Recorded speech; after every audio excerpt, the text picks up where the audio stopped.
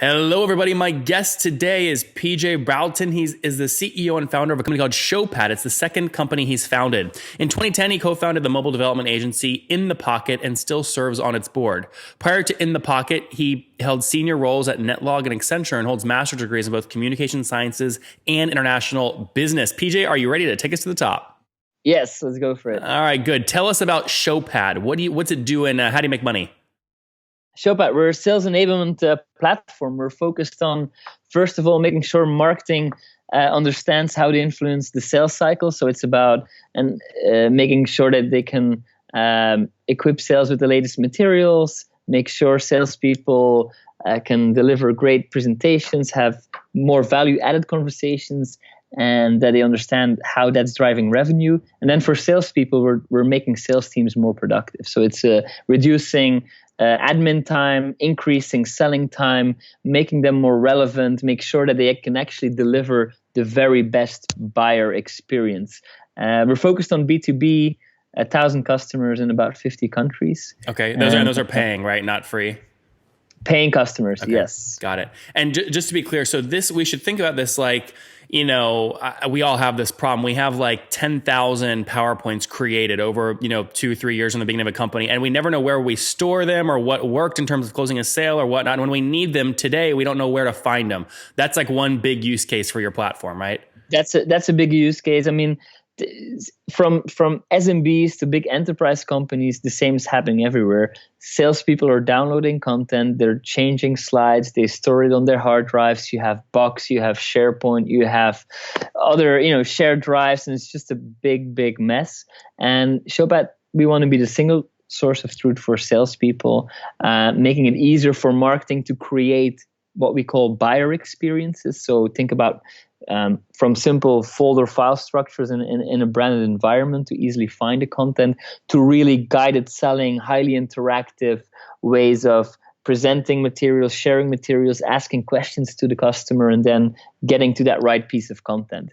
And we want to do that wherever a salesperson needs to get the job done. So we have customers who have big inside sales teams, and who mainly do their work behind the laptop or in Salesforce or in the CRM system. So we have integrations with Salesforce and Gmail plugins and Outlook plugins. So PJ, I want to get more of your backstory here because you have some history, which is great. Give me just a quick sense of average customers paying you what per month?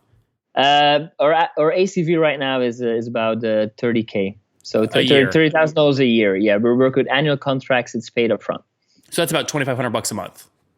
Yes. Something like that. And how are you getting that number? Because on your pricing page, it's 35 per user per month, 45. Are you selling just big seat deals to enterprises? Big seat deals to enterprise. Our biggest customer is a 1 million. We have now 3 customers who are over $1 million per year. We have a couple of customers in the 500K, 600K range per year. So it's, and then we have smaller, mid-sized companies with maybe, who pay us 10, 20K a year. Yeah. Well, I mean, with 1,000 people at the average ACV you just told me, I mean, you're well north of, you're doing about $2.5 million a month and about 30 million in ARR, correct? Yeah, 30 million in ARR. Yeah, we crossed that mark end of the year. Congratulations. That's exciting. What does growth look like? If you go back 13 months, what were you at? We've grown the business about 75% year over year. So you were about 20 million 13 months ago, ARR run rate. Yeah, something like that. Maybe even, something like that. That's good. Okay, well, that's great. Let's dig into kind of how you've driven the success. So take us back to year one. When did you launch the company? We launched the company 2011. On the back of the first company I founded was called In the Pocket. You mentioned it in your introduction. Service business. I founded a company together with Louis, my co-founder, and we had app developer, service business. We had companies coming to us with various requests. At that time, again, it's 2010. iPhone was just I think 3 years out, something like that. iPad was just launched or about to launch. And so a lot of companies came to us like, hey, we want to get our content on mobile devices, or we want to have products and services optimized for these devices, or please develop us an application. And so we had a company come to us, say, hey, we have a sales team. We have a big trade show. We want to stop using paper. Can you develop us an application to make them present materials on a booth and easily share it with the customer?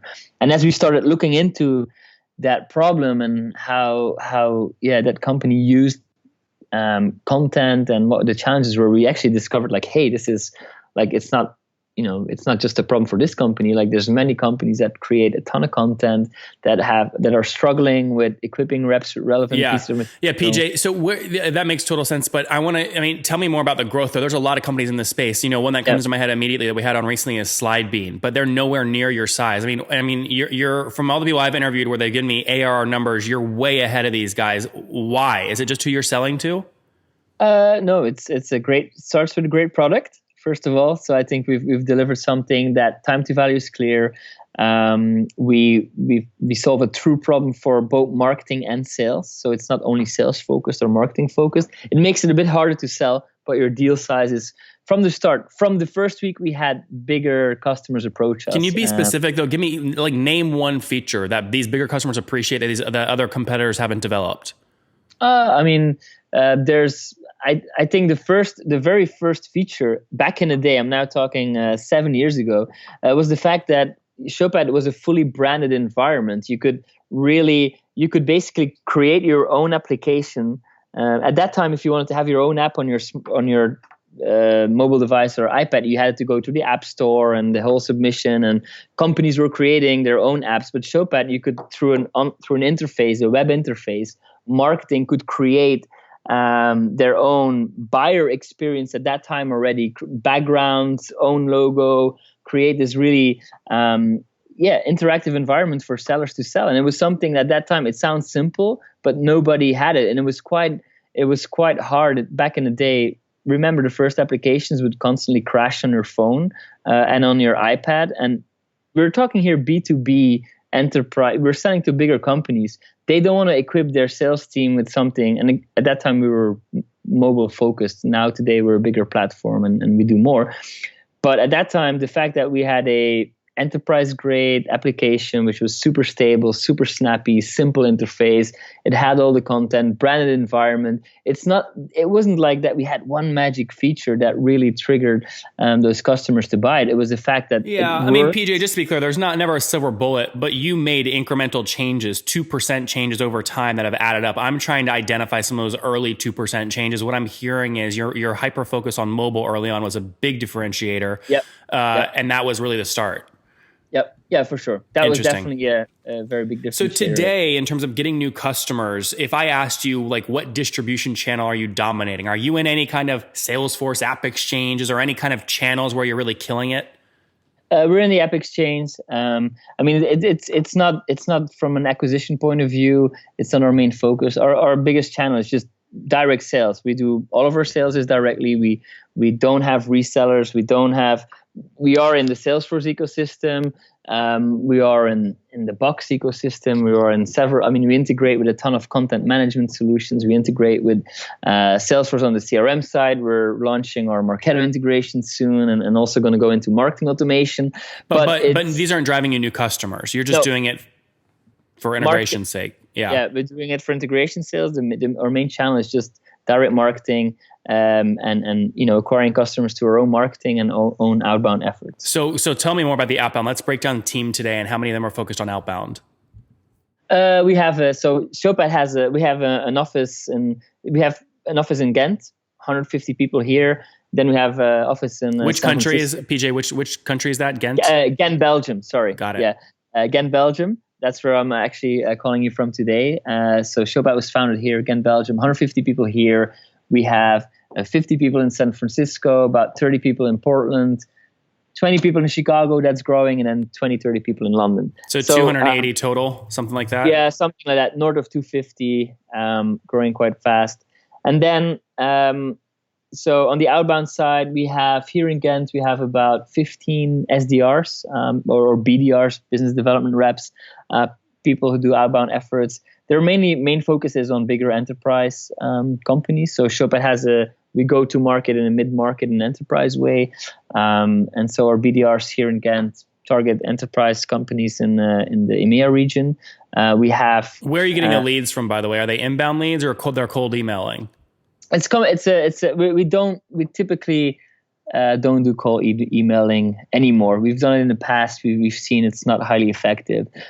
So it's a lot of inbound that we nurture. And then based on certain activity levels, we're going to have a more proactive approach in terms of getting in touch with them over the phone or trying to get them to one of our webinars or events, for example. So of the 280 people, how many are dedicated to sales?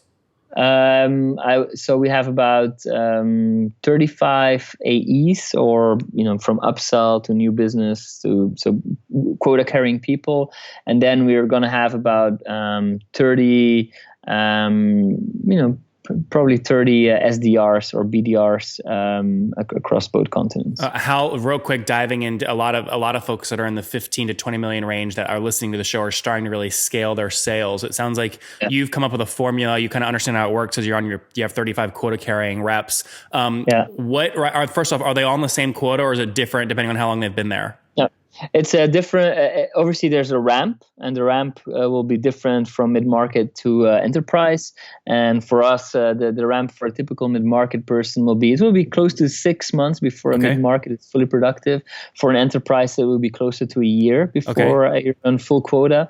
What is full quota for both those segments? Full quota for at Showpad and enterprise will be around $1 million for enterprise sales, and will be around $600K for mid-market. Okay. So just to be clear, an enterprise salesperson at Showpad is expected at quota after a year to be hitting about $1 million new bucks in ARR, and they're closing that over the course of 12 months. Yes. Interesting. Exactly. Interesting. That's great. How did you kind of nail that right off the spot, or did it take you some editing to figure out ramp up periods and how many leads to give them and how many SDRs per AE? I would say it took a lot of going back and forth. And actually, to be honest, you're still in many ways, I think as a sales organization, you're not making massive changes, but you always need to be focused on fine tuning the engine and seeing what works and what doesn't work. And we've made some changes in terms of what is the cutoff point for mid-market and enterprise. In the past, what Showpad has mid-market, so that's 0 to 2,000 employees. Then enterprise is 2,000 and beyond. But then we also have a global enterprise account team, and those are like 4 people focused on those are named accounts. Between the 4 of them, they have about 100, probably 100 accounts that we're focused on either closing or expanding. And so depending on, obviously, and that then trickles down to how you market, how the BDRs work. So when you look at like your fully weighted CAC, I know you have probably different cohort CACs, but on average, what are you spending on CAC on these guys? Our ratio, I don't know the exact numbers in terms of spend in the segments. I don't have them here, but what is it? CAC over LTV over CAC is about 4, ratio of 4. And what do you assume lifetime value is? Our lifetime value, we calculated based upon our gross retention, which is in the single-digit churn. So that's single-digit annually, and is it revenue or logo?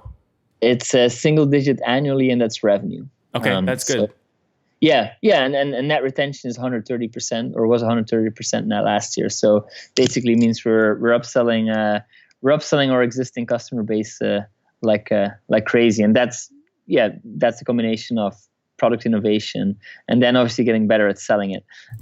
So just to be clear, if you're low single digits in terms of revenue churn annually, that, let's call it you're churning 5% of your revenue annually. What you're saying is you're expanding revenue almost 35%. 5% makes up the loss, and then there's 30% on top of that to get your net revenue growth. Yeah. Fascinating. Interesting. Okay. So your CAC to LTV, you have a nice ratio there of 4. With that kind of revenue churn, I mean, you must assume that these guys are worth at least 4 years of revenue to you, right? Call it like at least 120. Yeah. Our LTV is actually now around the 200K mark. Yeah. So. Yep. So with a 4 ratio there, you're willing to spend up to $50,000 to acquire these guys fully weighted. Yeah, for sure. And then how do you look at payback period a lot in terms of how quickly you get your money back or not?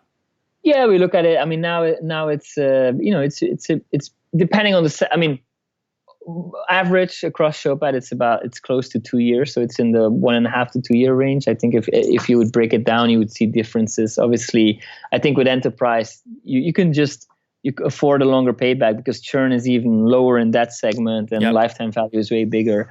And so we're now, I feel, around the maturity that Showpad is right now. If you would talk to my marketing leader, sales leader, or for example, a Jason or COO, we're starting to like really be more focused on those metrics, as I feel we've looked at them over the last years, but I feel at this stage is the first time that you can, since I think 2016 and 17 were the first 2 years that you need to build up the data. You need to have enough revenue, you need to have enough customers. But you have plenty of time though. I mean, I know people that have only been around 2 or 3 years that are raising huge amounts of money on 2 years of data. You've got 7 years of data. So, okay. And are you bootstrapped or have you raised capital? We raised capital. How much? About 90 million. Okay. And when was the first round? First round was 2013. So the first 2 years we bootstrapped the business. We self-funded it. We got to 500K in ARR before we raised our first round. Which was for how much? Which was, we raised 1.5 million euros. You went to the dark side, PJ. Yes. And when was the last round and what was the size? Last round we did a $25 million round just a couple of weeks ago. Oh, a couple of weeks. Congratulations. Yep. Very good. It was a kind of, let's see it as we raised 50 million in 2016, which is a pretty big round. And then, end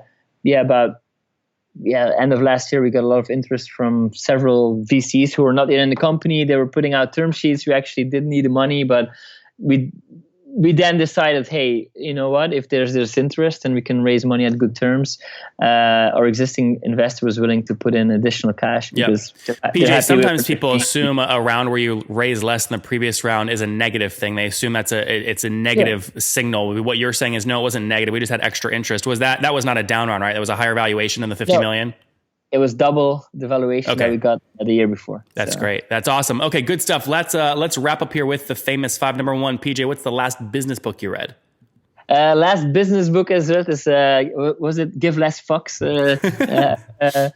Mark Manson.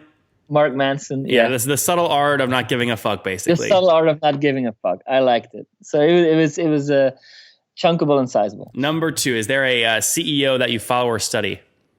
Aaron Levy. I like what he's doing. Number 3, is there a favorite, besides your own, is there a favorite online tool you have for building the business?